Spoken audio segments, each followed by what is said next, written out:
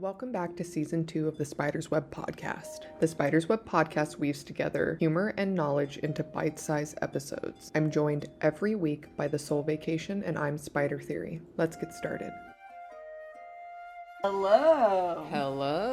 Welcome back, everybody. I think I need to make a amendment to the intro. In the intro, I say that we meet weekly. We don't do that. I say that you join me every week. That's not true. So just ignore that part. We join each other occasionally. Yes. And get our content out at our convenience. Yes, I'm getting these out as we can. Did you know that ventriloquism, talking for a dummy and with a dummy, it has its roots in mediumship, like talking with the dead. Oh, if they weren't creepy already.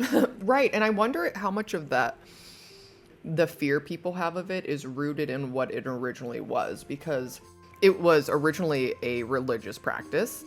It came from Greece, and it was originally called gastromancy because it was about, they thought the sounds that were coming from your stomach were the dead talking, and the ventriloquist would translate what the dead were saying. You know how people say, oh, my tummy's talking? Yeah, that's wild. They literally thought their stomachs were talking. That is wild. Yeah, so the gastromancer, and I'm a little confused on whether the gastromancer read the sounds coming from other people's stomachs, or they themselves had sounds coming from their stomach and then they interpreted them. I'm a little confused by that. They might have done both. That would be fascinating to know. Because if it was you and you were just like lactose intolerant or something, like IBS, but you were like this deity of the time because you had an extra girlies tummy. With lactose intolerance, IBS, you would have been, honestly, you would have, because the most famous and biggest gastromancers worked with the Oracle of Delphi. They were the priestesses who reported to the Oracle of Delphi. So they were like famous for having tummy talking issues. And if anyone doesn't know what the Oracle of Delphi was, it was a title given to a young girl she was like a psychic basically, but they would like hang out over these fissures in the ground, and gases would come up through the fissures, and they would get like high as a kite off these gases and then read the future of whoever was like coming to them.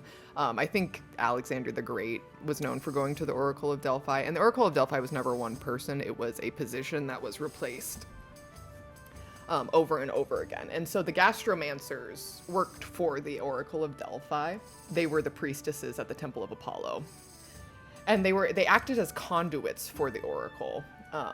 And then this kind of morphed into the ventriloquism that we see today. It has other communities, like the Zulu have their form of ventriloquism, Inuit people and the Maori peoples also have their forms of ventriloquism.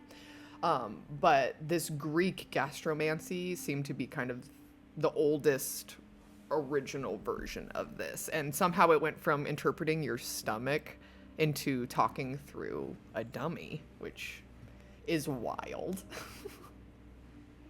That's so crazy, and I love like these forms of divination that are not what we always think of, Right. I mean, I would not fuck around with ventriloquist dummy. That to me, it's that Goosebump episode with it that got me. Thank you so much for joining us for another episode of the Spider's Web Podcast. You can follow us on TikTok at the Spider's Web Podcast, or you can follow me at Spider Theory, or the Soul Vacation at the Soul Vacation. We'll see you next time.